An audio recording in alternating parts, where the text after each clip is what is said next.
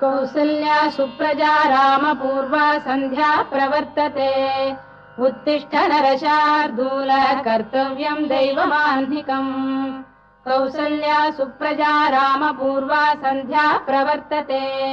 उत्तिष्ठ नरशार्दूल कर्तव्यम् दैवमाह्निकम् उत्तिष्ठोत्तिष्ठ गोविन्द उत्तिष्ठ गरुडध्वज उत्तिष्ठ कमलाकान्ता त्रैलोक्यम् मङ्गलम् कुरु उत्तिष्ठोत्तिष्ठ गोविन्द उत्तिष्ठ गरुडध्वज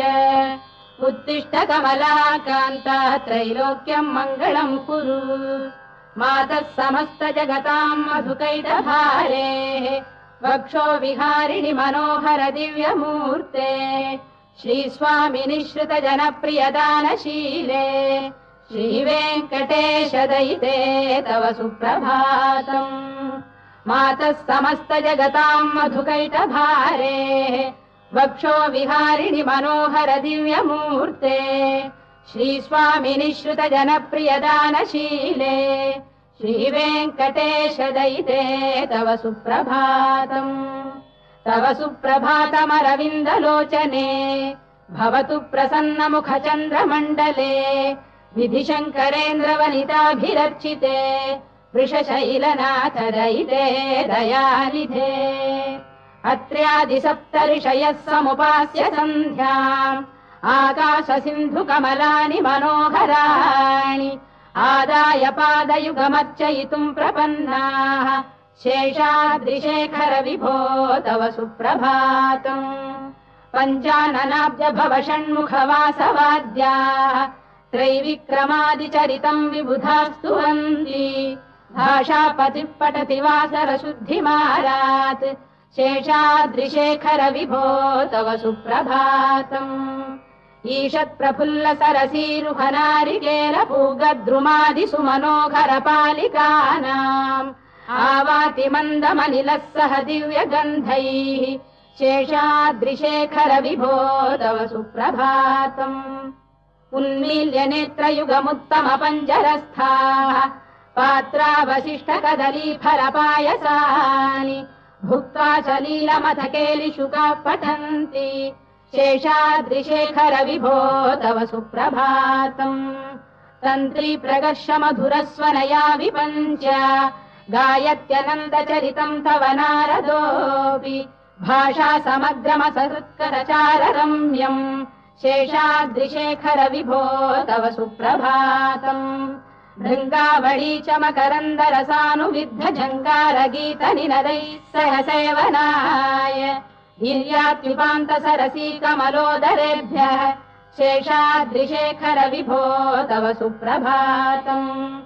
योषा गणेन वरदध्नि विमथ्यमाने घोषालयेषु दधिमन्थन तीव्र घोषाः रोषात् कलिम् विदधते ककुभश्च कुम्भाः शेषाद्रिशेखर विभो तव सुप्रभातम् पद्मेश मित्र शतपत्र गतालिवर्गाः हर्तुम् श्रियम् कुवलयस्य निजाङ्गलक्ष्म्या भेरी निनादमिव बिभ्रति तीव्रनादम् शेषाद्रिशेखर विभो तव सुप्रभातम् श्रीमन्नभीष्टवरदाखिल लोकबन्धो श्री श्रीनिवास जगदेक दयैक सिन्धो श्रीदेवतागृह भुजान्तर दिव्यमूर्ते श्रीवेङ्कटाचलपते तव सुप्रभातम् श्रीमन्नभीष्टवरदाखिल लोकबन्धो श्री श्रीनिवास जगदेक दयैक सिन्धो श्रीदेवतागृह भुजान्तर दिव्यमूर्ते श्रीवेङ्कटाचलपते तव सुप्रभातम् श्रीस्वामि पुष्करिणिकाप्लव निर्मलाङ्गाः श्रेयोर्धिनो हर विरिञ्च सनन्दनाद्याः द्वारे वसन्ति वरवेत्र हतोत्तमाङ्गाः श्रीवेङ्कटाचलपते तव सुप्रभातम् श्रीशेषशैल गरुडाचल वेङ्कटाद्रिनारायणाद्रिवृषभाद्रिवृषाद्रिमुख्याम् आख्याम् त्वदीय वसतेरनिशम् वदन्ति श्रीवेङ्कटाचलपते तव सुप्रभातम् सेवा परा शिव सुरेश कृशानुधर्म रक्षोऽम्बुनाथ पवमान धनाधिनाथाः बद्धाञ्जलि प्रविलसन् निज शीर्षदेशाः श्रीवेङ्कटाचलपते तव सुप्रभातम् घाटीषु देवि खगराज मृगाधिराज नागाधिराज गजराज हयाधिराजाः स्वस्वाधिकारमहिमाधिकमर्थयन्ते श्रीवेङ्कटाचलपते तव सुप्रभातम् सूर्येन्दुभौम बुधवाक्परिकाव्यसौरिस्वर्भानुकेतुदिविषत्परिषत्प्रधानाः त्वद्दासदासचरमावधिदासदासाः श्रीवेङ्कटाचलपते तव सुप्रभातम् त्वत्पादधूलिभरितस्फुरितोत्तमाङ्गाः स्वर्गापवर्गनिरपेक्ष निजान्तरङ्गाः कल्पागमाकलनयाकुलताम् लभन्ते श्रीवेङ्कटाचलपते तव सुप्रभातम् त्वद्गोपुराग्रशिखराणि निरीक्षमाणाः स्वर्गापवर्गपदवीम् परमाम् श्रयन्तः मर्त्या मनुष्य भुवने मतिमाश्रयन्ते श्रीवेङ्कटाचलपते तव सुप्रभातम् श्रीभूमिनायक दयादिगुणामृताब्धे देवादिदेव जगदेक शरण्यमूर्ते श्रीमन्ननन्त गरुडाधिभिरर्चिताङ्घ्रे श्रीवेङ्कटाचलपते तव सुप्रभातम् श्रीपद्मनाभ पुरुषोत्तम वासुदेव वैकुण्ठ माधव जनार्दन चक्रपाणे श्रीवत्स चिह्न शरणागत पारिजात श्रीवेङ्कटाचलपते तव सुप्रभातम् कन्दर्पदर्पहर सुन्दर दिव्यमूर्ते कान्ताकुजाम्बुरुह कुड्मललोल दृष्टे कल्याण निर्मल गुणाकर दिव्य कीर्ते श्रीवेङ्कटाचलपते तव सुप्रभातम् मीनाकृते कमठकोल नृसिंहवर्णिन् स्वामीन् परश्वत तपोधन रामचन्द्र शेषांश रामयदुनन्दन कल्किरूप श्रीवेङ्कटाचलपते तव सुप्रभातम् लीलालवङ्ग घनसार सुगन्धितीर्थम् दिव्यम् वियस्सरिति हेम घटेषु पूर्णम् धृत्वाद्य वैदिक शिखामणयः प्रहृष्टाः तिष्ठन्ति वेङ्कटपते तव सुप्रभातम् भास्वानुदेति विगचानि सरोरुहाणि सम्पूरयन्ति निनदैः कगुभो विहङ्गाः श्रीवैष्णवाः सततमर्थितमङ्गलास्ते धामाश्रयन्ति तव वेङ्कट सुप्रभातम् ब्रह्मादयः सुरवराः समहर्षयस्ते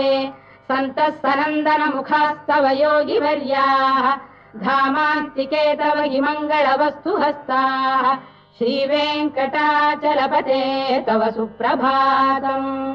लक्ष्मीनिवास निरवद्य गुणैक सिन्धो संसार सागर समुत्तरणैकसेतो वेदान्त वेद्य निज वैभव भक्त भोग्य श्रीवेङ्कटाचलपते तव सुप्रभातम् लक्ष्मीनिवास निरवद्य गुणैक सिन्धो संसार सागर समुत्तरणैकसेतो वेदान्त वेद्य निज वैभव भक्त भोग्य श्रीवेङ्कटाचलपते तव सुप्रभातम् इत्थम् वृषाचलपतेरिह सुप्रभातम् ये मानवाः प्रतिदिनम् पठितुम् प्रवृत्ताः तेषाम् प्रभात समये स्मृतिरङ्गभाजाम् प्रज्ञाम् परार्थसुलभाम् परमाम् प्रसूते इत्थम् वृषाचलपतेरिह सुप्रभातम् ये मानवाः प्रतिदिनम् पठितुम् प्रवृत्ताः तेषाम् प्रभात समये स्मृतिरङ्गभाजाम् प्रज्ञाम् परार्थसुलभाम् परमाम् प्रसूते कमलाकुचूचुक कुङ्कुमतो नियतारुणितातुलनीलतनो कमलायतलोचन लोकपते विजयी भव वेङ्कटशैलपते कमलाकुचूचुक कुङ्कुमतो नियतारुणितातुलनीलतनो कमलायतलोचन लोकपते विजयी भव वेङ्कटशैलपते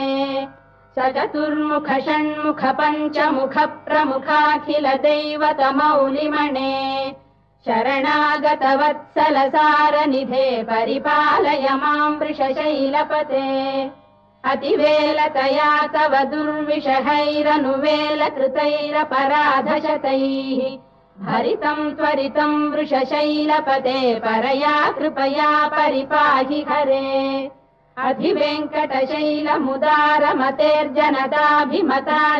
अधिवेङ्कटशैलमुदारमतेर्जनताभिमताधिकदानरतात् परदेवतया गदितान्निगमै कमलादयितान्न परम् कलये कलवेणुरवावशगोपवधू शरकोटिवृता स्मरकोटिसमात् रतिवल्लविकाभिमतात् सुखदात् वसुदेवसुतान्न परम् कलये अभिराम गुणाकरदाशरथे जगदेकधनुर्धर धीरमते रघुनायक राम रमेश विभो वरदो भवदेव दया जलधे अवनीतनया कमनीयकरम् रजनीकर चारुमुखाम्बुरुहम् रजनीचर राजतमो मिहिरम् महनीयमहम् रघुराममये सुमुखम् सुहृदम् सुलभम् सुखदम् स्वनुजम् च सुखायममोघशरम् अपहाय रघुद्वहमन्यमहम् न कथञ्चन कञ्चन जातु भजे विना वेङ्कटेशम् ननाथो ननाथ सदा वेङ्कटेशम् स्मरामि स्मरामि हरे वेङ्कटेश प्रसीद प्रसीद प्रियम् वेङ्कटेश प्रयच्छ प्रयच्छ विना वेङ्कटेशम् ननाथो ननाथ सदा वेङ्कटेशम् स्मरामि स्मरामि हरे वेङ्कटेश प्रसीद प्रसीद प्रियम् वेङ्कटेश प्रयच्छ प्रयच्छ अहम् दूरतस्ते पदाम्भोजयुग्म प्रणामेच्छयागत्य सेवाम् करोमि सकृत्सेवया नित्यसेवा फलम् त्वम् प्रयच्छ प्रयच्छ प्रभो वेङ्कटेश अज्ञानिना मया दोषानशेषान् विहितान् हरे क्षमस्वत्वम् शेषशैलशिखामणे अज्ञानिना मया दोषानशेषान् विहितान् हरे क्षमस्वत्वम् शेषशैलशिखामणे ईशानाम् जगतोऽस्य वेङ्कटपतेर्विष्णोः पराम् प्रेयसीम् तद्वक्षस्थलनित्यवासरसिकाम् तत्क्षान्तिसंवर्धिनीम् पद्मालङ्कृतपाणिपल्लवयुगाम् पद्मासनस्थाम् श्रियम् वात्सल्यादिगुणोज्ज्वलाम् भगवतीम् वन्दे जगन्मातरम् ईशानाम् जगतोऽस्य वेङ्कटपतेर्विष्णोः पराम् प्रेयसीम् तद्वक्षस्थलनित्यवासरसिकाम् तत्क्षान्तिसंवर्धिनीम् पद्मालङ्कृतपाणिपल्लवयुगाम् पद्मासनस्थाम् श्रियम् वात्सल्यादिगुणोज्ज्वलाम् भगवतीम् वन्दे जगन्मातरम् श्रीमन्कृपाजलनिधे कृत सर्वलोक सर्वज्ञ शक्तनतवत्सल सर्वशेषिन् स्वामिन् सुशील सुलभाश्रित पारिजात श्रीवेङ्कटेश चरणौ शरणम् प्रपद्ये श्रीमन्कृपाजलनिधे कृत सर्वलोक सर्वज्ञ शक्तनतवत्सल सर्वशेषिन् स्वामिन् सुशील सुलभाश्रित पारिजात श्रीवेङ्कटेश चरणौ शरणम् प्रपद्ये आनूपुरार्पित सुजात सुगन्धि पुष्प सौरभ्य सौरभकरौ समशन्निवेशौ सौम्यौ सदानुभवनेऽपि नवानुभाव्यौ श्रीवेङ्कटेश चरणौ शरणम् प्रपद्ये सद्यो विकासि समुदित्वर सान्द्र राग सौरभ्य निर्भर सरोरुह साम्यवार्ताम् सम्यक्षु साहस पदेषु विलेखयन्तौ श्रीवेङ्कटेश चरणौ शरणम् प्रपद्ये रेखामयध्वज सुधाकलशातपद्रवज्राम्बुशाम्बुरुह कल्पक शङ्ख चक्रैः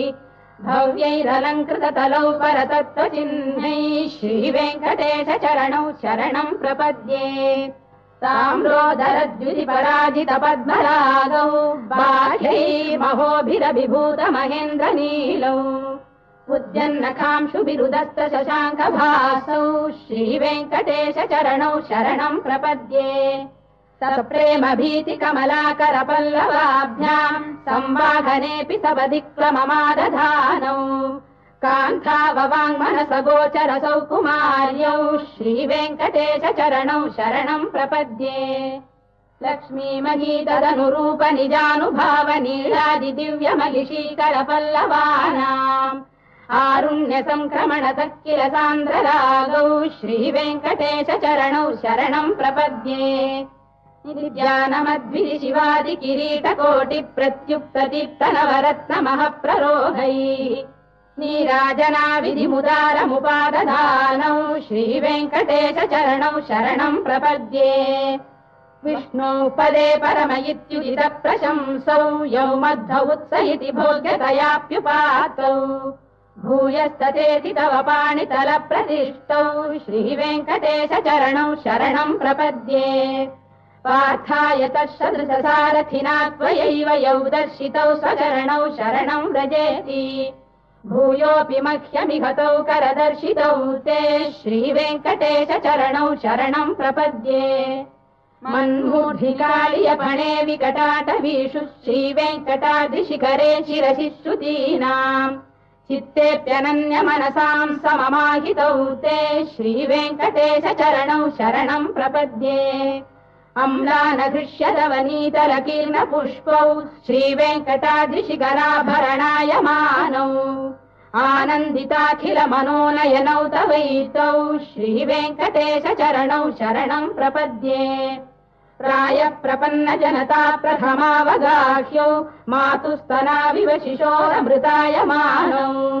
प्राप्तौ परस्परतुलामतुलान्तरौ ते श्रीवेङ्कटेशचरणौ शरणम् प्रपद्ये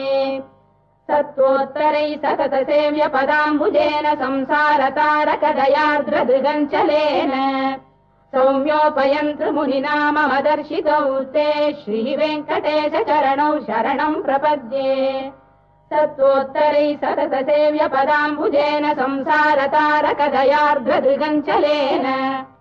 सौम्योपयन्तृमुनिना मम दर्शितौ ते श्रीवेङ्कटेशचरणौ शरणम् प्रपद्ये श्रीशश्रिया घटिकया त्वदुपाय भावे प्राप्ये त्वयि स्वयमुपेय दया स्फुरन्त्या नित्याश्रिताय निरवद्य गुणाय तुभ्यम् स्याम् किङ्करो वृषगिरीश न जातु मह्यम् श्रीशश्रिया घटिकया त्वदुपाय भावे प्राप्ये त्वयि स्वयमुपेय दया स्फुरन्त्या नित्याश्रिताय निरवद्य गुणाय तुभ्यम् स्याम् किङ्करो वृषगिरीश न जातु मह्यम् श्रियकान्ताय कल्याणनिधये निधयेऽर्थिनाम् श्रीवेङ्कटनिवासाय श्रीनिवासाय मङ्गलम् श्रियकान्ताय कल्याणनिधये निधयेऽर्थिनाम् श्रीवेङ्कटनिवासाय श्रीनिवासाय मङ्गलम् लक्ष्मी सविभ्रमालोकसुभ्रू विभ्रमचक्षुषे चक्षुषे सर्वलोकानाम् वेङ्कटेशाय मङ्गलम् श्रीवेङ्कटाद्रिशृङ्गाग्रमङ्गलाभरणाङ्गये मङ्गलानाम् निवासाय श्रीनिवासाय मङ्गलम् सर्वावयव सौन्दर्य सम्पदा सर्वचेतसाम् सदा सम्मोहनायास्तु वेङ्कटेशाय मङ्गलम् नित्याय निरवध्याय सत्यानन्दचिदात्मने सर्वान्तरात्मने श्रीमद्वेङ्कटेशाय मङ्गलम् स्वतः सर्वविदे सर्वशक्तये सर्वशेषिणे सुलभाय सुशीलाय वेङ्कटेशाय मङ्गलम् परस्मै ब्रह्मणे पूर्णकामाय परमात्मने प्रयुञ्जे परतत्त्वाय वेङ्कटेशाय मङ्गलम् आकालतत्त्वमश्रान्तमात्मनामनुपश्यताम् अतृप्त्यमृतरूपाय वेङ्कटेशाय मङ्गलम् प्रायः स्वचरणौ पुंसाम् शरण्यत्वेन पाणिना कृपयाधिशते श्रीमद्वेङ्कटेशाय मङ्गलम् दयामृततरङ्गिण्यास्तरङ्गैरिव शीतलैः अभाङ्गैः सिञ्चते विश्वम् वेङ्कटेशाय मङ्गलम् श्रद्भूषाम्बरहेतीनाम् सुषमावकमूर्तये सर्वार्तिशमनायास्तु वेङ्कटेशाय मङ्गलम् श्रीवैकुण्ठविरक्ताय स्वामि पुष्करिणीतटे रमया रममाणाय वेङ्कटेशाय मङ्गलम् श्रीवैकुण्ठविरक्ताय स्वामि पुष्करिणीतटे रमया रममाणाय वेङ्कटेशाय मङ्गलम् श्रीमत्सुन्दरजामातृमुनिमानसवासिने सर्वलोकनिवासाय श्रीनिवासाय मङ्गलम् मङ्गलाशासनपरैर्मदाचार्य पुरोगमैः सर्वैश्च पूर्वैराचार्यैः सत्कृतायास्तु मङ्गलम्।